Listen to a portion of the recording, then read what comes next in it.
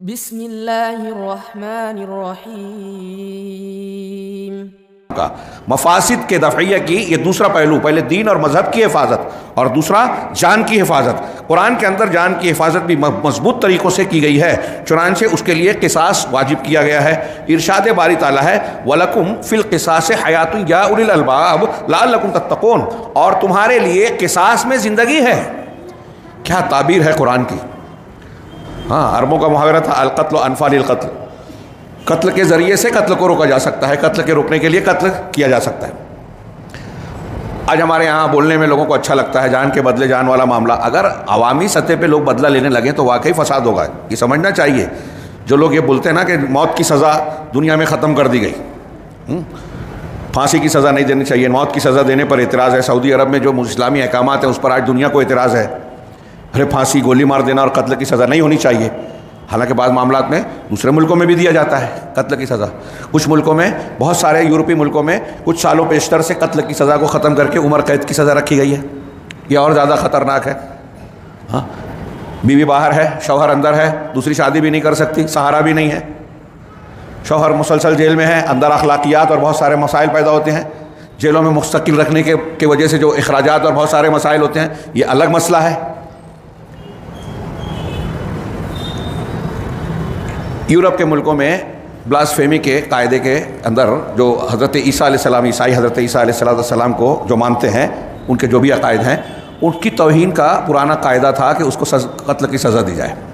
اب اکثر ملکوں میں وہ سزا عمر قید میں تبدیل ہو گئی، اور اہانت رسول محمد صلی اللہ علیہ وسلم کی اہانت پر سزا کا قانون اگر کسی مسلم ملک میں بنتا ہے تو دنیا چیخنے چلانے لگتی ہے کہ یہ آزادی اظہار رائے کے خلاف ہے وغیرہ وغیرہ، پتہ نہیں۔ عجیب تضاد ہے ہمارے یہاں۔ ایک عام انسان کی اگر آپ بے عزتی کریں اور وہ کورٹ میں چلا جائے، ڈیفیمیشن کا کیس کریں، اہانت کا، تو کیس بن جاتا ہے اور اس کے مطالبے کے مطابق ہرجانہ وغیرہ دینا پڑتا ہے، سزا ہوتی ہے۔ کسی ملک میں اس ملک کے قومی ہیرو کو اگر آپ برا بھلا کہہ دیں، ہندوستان میں گاندھی جی کو، امبیڈکر جی کو کوئی برا بھلا کہے، کیس درج ہو جائے گا اور راشٹر دروہی اور راشٹر مخالف اور نہ جانے کیا کیا اس پر چارج لگ سکتا ہے۔ تو ایک ملک کے لوگ کسی کو اگر عزت و احترام اور عقیدت کے ساتھ مانتے ہیں، اس کو برا کہنا ان سب کی دل آزاری مانا جاتا ہے اور اسے قابل سزا جرم مانا جاتا ہے۔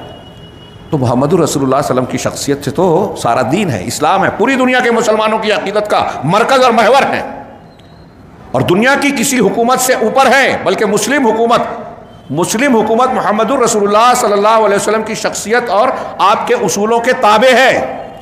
اس جملے کو دھیان دیجئے، ایک انسانی اور عقلی بنیاد پہ کہہ رہا ہوں کہ گستاخ رسول کی سزا موت ہونی چاہیے۔ اگر ایک ملک کا باغی ہے تو دنیا کا ہر ملک باغی کو قتل کی سزا دیتا ہے، مارتا ہے۔ گولی باری میں مارا جائے تو کوئی جرم نہیں مانا جاتا۔ محمد رسول اللہ صلی اللہ علیہ وسلم کی گستاخی کرنے والا حکومت کے باغی سے بڑا باغی ہے، کیونکہ وہ پوری انسانیت کا مجرم ہے۔ محمد صلی اللہ علیہ وسلم پوری دنیا کے لیے رحمت بن کر آئے ہیں، سارے لوگوں کے لیے ہدایت کا مرکز ہیں۔ اب کوئی اگر آپ کو طعن و تشنی کا نشانہ بناتا ہے تو وہ پوری دنیا انسانیت کے نقصان اور مفسدے کا انتظام کرتا ہے، اگرچہ غیر مسلموں کو یہ سمجھ میں نہ آئے، لیکن یہ حقیقت ہے۔ خیر، عرض یہ کر رہا تھا کہ اللہ تعالیٰ کا فرمان ہے قصاص تمہارے لیے فرض کیا گیا ہے، جان کا بدلہ جان۔ اب یہاں اور بھی آپشن ہے، صرف اسلام میں یہ بات ہے، آپ کو یہ خوبی نظر آئے گی اس قانون میں کہ اگر کوئی مقتول ہے تو مقتول کے ولی، اولیاء، رشتہ دار اگر چاہیں انتقام لینا تو اپنے مرے ہوئے مظلوم رشتہ دار کے بدلے میں قاتل کو قتل کروا سکتے ہیں کورٹ میں کہ بھائی جان کا بدلہ جان، انتقامی جذبہ۔ اب اگر ان کو دبا دیا جائے اور قاتل کو چھوڑ دیا جائے تو ان کے دل میں بدلے کے جذبات رہتے ہیں، پھر بعد میں موقع ملتا ہے تو یہ انتقام لیتے ہیں، زمین میں فساد پھیلتا ہے۔ یہ زمین میں فساد کو روکنے کا ایک طریقہ ہے کہ اگر جو قاتل ہے اس کو قتل کر دیا جائے تو قتل کا سلسلہ، بدلہ اور جوابی بدلہ، یہ سلسلہ تھم جائے گا۔ یہ امن کو قائم کرنے کا بہترین ذریعہ ہے۔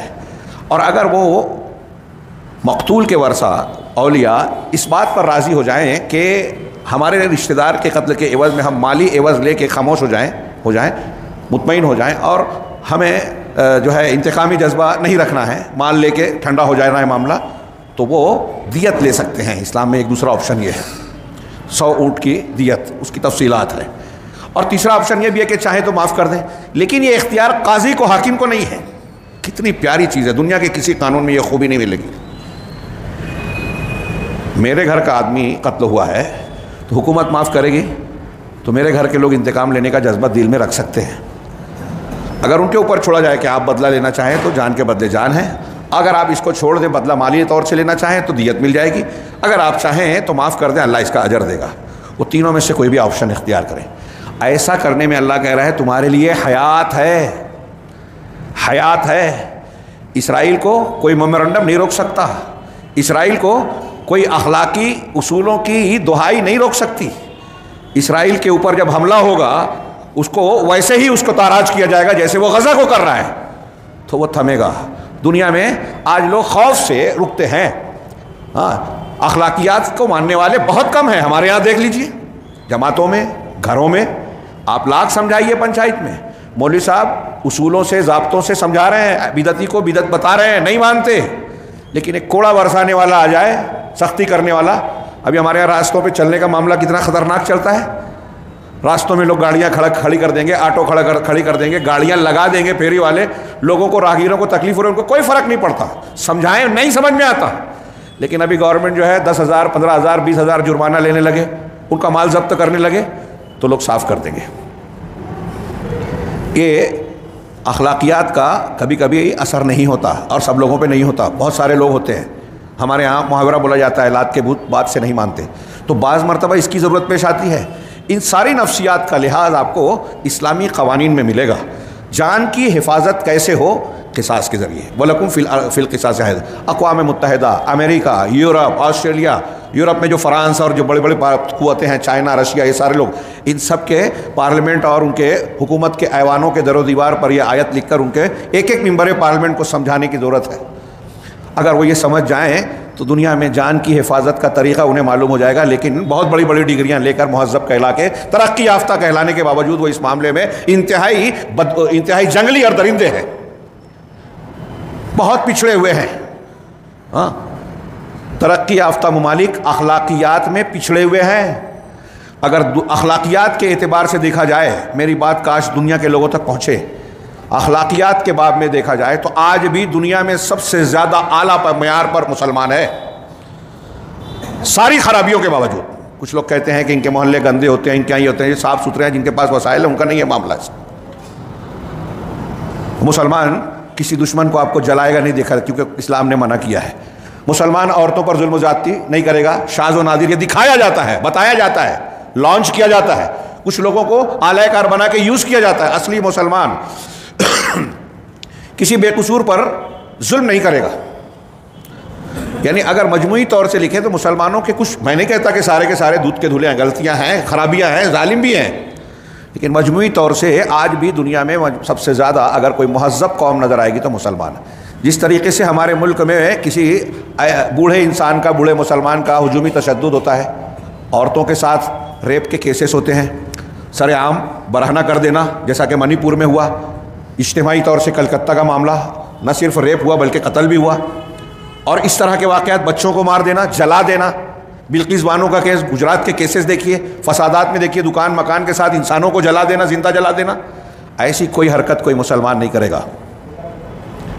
سب سے زیادہ میں یہ عرض کر رہا ہوں اس لیے کہ اسلام کی تعلیم لوگوں کی جان مال عزت و آبرو کی حفاظت کے لیے آج بھی سب سے زیادہ اثر انداز ہے۔ لوگ اس پر اعتراض کرتے ہیں، لیکن اگر شعور سے مطالعہ کریں، غور کریں، معلومات حاصل کریں تو پتہ یہ چلے گا کہ دنیا کو ان اسلامی قوانین کی شدید ضرورت ہے۔